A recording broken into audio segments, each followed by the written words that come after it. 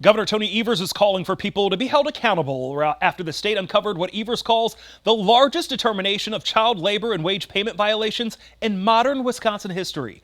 The Wisconsin Department of Workforce Development says those violations affect more than 600 kids and were detected across the state. Lauren Abuzet is talking with the DWD about what led to those violations.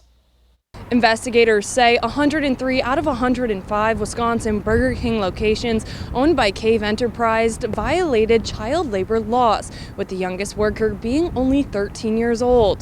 The Department of Workforce Development is calling this its largest modern-day child labor investigation. So there are violations literally all over the state. The investigation found the company illegally employed 593 minors aged 14 to 15 without permits and failed to provide 627 minors with mandatory 30-minute meal breaks during shifts over 6 hours. Additionally, 67 workers aged 16 to 17 were denied required overtime pay for shifts exceeding 10 hours, and 369 minors worked outside illegally permitted hours. Department of Workforce Development Secretary Amy Pohachek believes it's hard for the owner not to know about the violations. It would be hard to state that they were not aware of the permitting laws, the rules, and the boundaries. The department says the employer now owes more than $237,000 to impacted minor employees. That includes about $3,500 in unpaid wages, nearly $2,000 in unpaid overtime wages, and almost $232,000 in liquidated damages. Pohachek says these protections are in place to protect young workers entering the workforce for the first time. But they're still kids. These are the most vulnerable